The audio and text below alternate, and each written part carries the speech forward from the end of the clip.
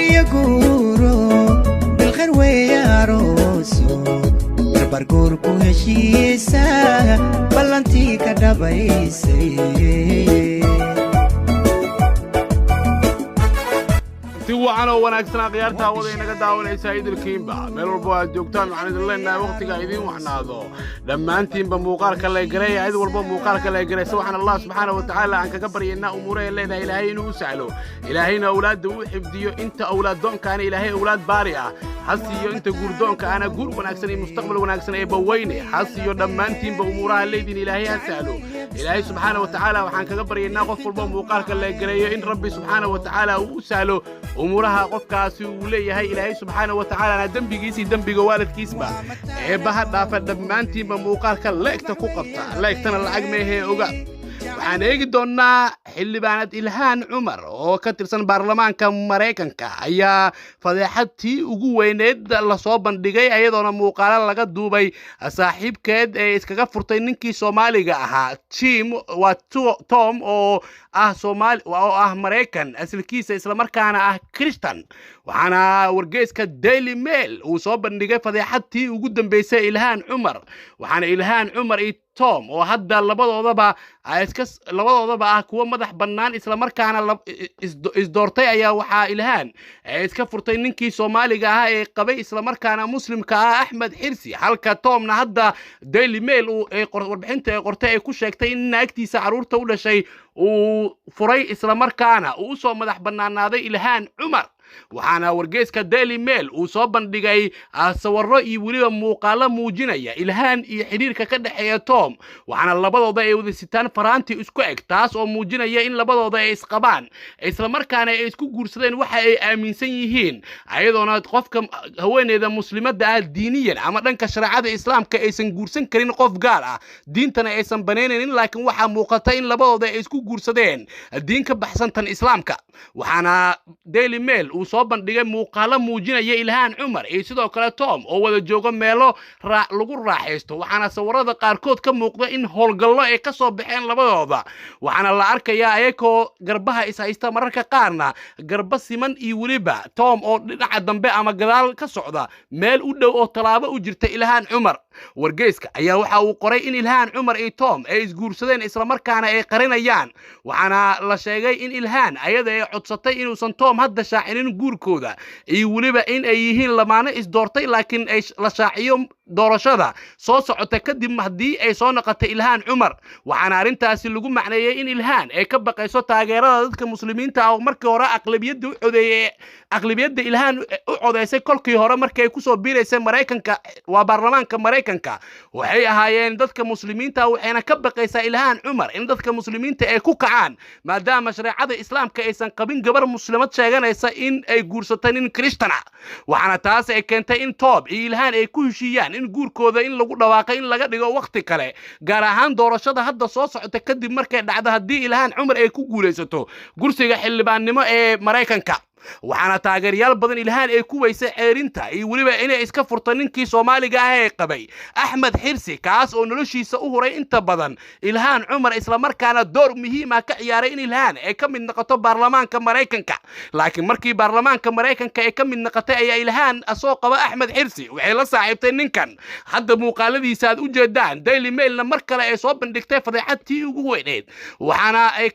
ay ka dooratay ninkii Soomaaliga Axmed Xirsi ninkan Tom lagu magacaabay asalkiisa Mareykanka haystana Christianka waxaana sidoo kale Ilhaan Cumar taas ay noqotay in fadeexad weyn ay ku noqoto isla markaana dadkii kolkii hore u codeeyay muslimiinta gabi ahaanba waqtigan ay ka hor yimaadaan ayna diidaan in mar kale ay doortaan Ilhaan Cumar Ilhaan ayaa dhankeeda waxay go'aansatay gabi ahaanba in la qariyo kiiskan tani inta mar kale ay ka soo noqonayso xildhibaan ka tirsan Mareykanka ayadoona gobolka ay ku matalayso baarlamaanka Mareykankana ay yihiin gobol ay u badan yihiin dadka muslimiinta gaar ahaan dadka Soomaalida Oromada iyo waliba dadka kale ee Carabta waxaana ilhaan cumar dhankeeda ay go'aansatay in arrintan ay noqoto mid qarsoodi ah xiriirkooda saaxiibtinimo iyo jaceylna ay sii wataan waxaana taas ay keentay in axmed xirsi ay ka dalbato furniin ayadoona ugu dambeyn maxkamadda sare ay go'aamisay in axmed xirsi ay ka furto waxaana taas ay keentay in ilhaan ay u soo madax bannaanaato tom laakiin xaaska tom uu qabay ayaa muddo diidaneed in la furo laakiin hadda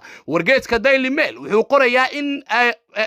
ay aqbashay ugu dambeyn in la furo isla markaana ay u hogaansantay go'aanka maxkamadda oo ka codsatay haweeneydan in la furo isla markaana ay aqbasho tom iyo weliba ilhaan cumar ayaa sawirada iyo weliba muuqaalada ugu dambeeyay la soo bandhigay waxaa iska cad in labadooda ay yihiin laba lamaano isjecel isla markaana guur uu ka dhaxeeyo qaabku rabo ha noqdo guurkee waxaase daily mail ay sheegaysaa haddii ay arrinta sidan ay kusii socoto isla markaana la sii qariyo guurka ilhaan cumar iyo tom inay soo bandhigi doonaan caddeemo iyo weliba muuqaalo lala yaabo adduunkana dadka ay la fajacaan waxaase dhici karta in daily mail dhaqaale badan ay ku bixisay helista muuqaaladan fadeexadda ku ah ilhaan cumar oo ah xildhibaanad asalkeeda Soomaali ah laakiin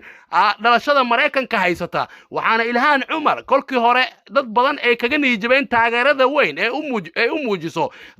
ragga guursada iyo weliba haweenka guursada oo ah dadka isku jinsiga ah inay isguursadaan waxaase arrintaasi ka sii dartay markii ay meel cad ay kaga tagtay ninkii caruurta ee u dhashay oo ay ka raacday nin Christian Mareykan ah taas oo dad badan ay kaga sii niyijabeen ilhaan cumar waxaana ilhaan hadda ay wajahaysaa doorasho ayadoona loolan xoogan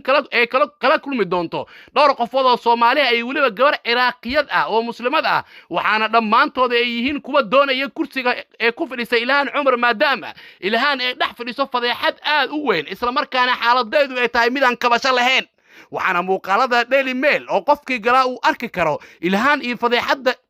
iyo ceebta ay dhax fadhiso uu arki karaa ilhaan halka ay joogtay iyo weliba shalay halkii ay joogtay waxaana hadda muuqata in mustaqbalka siyaasadeed ilhaan uu yahay mid mugdi ah isla markaana god dheer ku sii dhacaya waxaana gabi ahaanba baaba'ay taageeradii ay u hayeen dadka muslimiinta ah oo kolka hore ku taageeraya showga iyo weliba jelista ku aadan in ay sheegtay inay tahay gabadhii ugu horeyso qamaar sidata oo gasho aqalka baarlamaanka Mareykanka laakiin waxaasoo dhan waxaa beeniyay markay soo baxday fadeexadda ku aadan in ninkeedii axmed xirsi oo qaba ay la saaxiibtay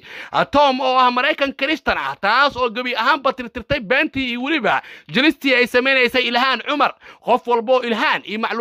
macluumaadkeeda rabo wuxuu ka eegi karaa wargeeska caalamiga ee daily mail oo warbixin la yaab leh ka soo qoray ilhaan cumar iyo weliba ceebta ay dhax fadhiso dhammaantiin bilaahay idin xifdiyo ilaahay umuuraha leedina sahlo allahumma la sahla illa ma jacaltahu sahlan faj'al umurana wa umur almuslimina kullaha sahla ilaahay waxaan dhammaanteen aan ku weydiisanaynaa nasug oo nagu sug diinta islaamka waxaan dhammaanteen bilaahay aan ka baryaynaa umuuraha leenahay inoo sahlo ilaahay caruurta inoo baraka inta awlaaddoonkaan ilaahay awlaad baariha u sahal ilaahay Soomaaliya ka dhig meel aamin ah oo qaranimada Soomaaliya ya rab dib u soo celi ilaahay dhammaanteen waxaan ku weydiisanaynaa oo aan ka baryaynaa aan ku su'aalinaynaa ilaahay dhammaanteen jannatul firdaws al-a'la ayaan ka baryaynaa ilaahay jannadaada firdaws al-a'la ilaahay nasi ilaahay dhammaanteen waxaan ku su'aalinaynaa oo aan ku weydiisanaynaa oo aan ka baryaynaa allahumma la sahla illa ma jacaltahu sahlan faj'al umurana wa umur almuslimina kullaha sahla allahumma la mani'a lima a'tayta wa la mu'diya lima mana'ta wa la qada illa qadayta wa la yanfa'u dal jaddi minka al-jadd ilaahay waxaan ka maangalinaa kuwa sharta dhibaatada iyo lugooyada nala damacsan wixii sharaha oo dhibaatada oo lugooyaha oo inoo maleegayaan ilaahay ku celi ilaahay dhammaanteen waxaan ku su'aalinaynaa oo aan ku weydiisanaynaa oo aan ka baryaynaa ilaahay dhammaanteen gargaarkaaga iyo nasrigaaga nasiyo ilaahay na hareer mari cudurrada adduunka ka jira iyo waliba cudurrada hadda soo kordhay ilaahay adaan ka maangalinaa ilaahay adaan ka maangalinaa cudurrada adduunka soo kordhay oo corona virus ugu horeeyay ilaahay Soomaalida ka xijaab oo Soomaaliya ilaahay ha keenin ilaahay dadka Soomaaliyeed oo qurbaha joogana ilaahay rabbi raxmaano ka xijaab adaan ka maangalinaa ya Allah إلهي ولما أنت مقعدة ونكسر وحن كجوا ديسنا نحريست هذه جرجار كذا الله لا إله إلا هو الرحمن والرحيم الملك القدوس السلام المؤمن المهيمن العزيز الجبار المتكبر الخالق البارئ المصور له الأسماء الحسنى إلهي وحن كجوا ديسنا جرجار كذا كلمة هذه نحريست هذا إلهي وذنك عبدنا وكلمة عن كجوا ديسنا إياك نعبد وإياك نستعين يا الله إلهي ولما أنت بينو جرجار ونصر جرجار كذا نسي إلهي وحن قدك تقوى رفيقي سنقدنا محمد صلى الله عليه وسلم إلهي وحن كابرينا والدينتنا إلهي دنبي قد داف إلهي الدنيا آخرة دمان تنبا إلهي والدينتنا ونحريسو إلهي ضدك الصوماليين باهن إلهي باهيدي عليسك إلهي كدلقات إلهي أنت حنوصلنا حنوك كدلقات وعافمات وقبدل إلهي ضدك الصوماليين عليس كربي عريري هايستا إلهي عليس كربدا لباتدا إلهي كدلقات إلهي أنت حبسيدك كجت الصوماليين إلهي حبسيدك كسو صار وإلهي رب الرحمن والنصر خير قبل إلهي أفر إلهي لما أنت waxaan ku weydiisanaynaa gargaarkaaga kaalmadaada yaa rab ilaahu adaan gargaar ku weydiisanaynaa dhammaanteenba ilaahu noo gargaar oo ilaahu dhammaanteenba inoo kalme oo ilaahayow dhammaanteenba nasrigaaga gargaarkaaga ilaahu nasi ilaahayow rabbi xawnadaa cizi iyo sharaf iyo karaamo bixiya ilaahu dhammaanteenba cizi iyo sharaf nasiya allah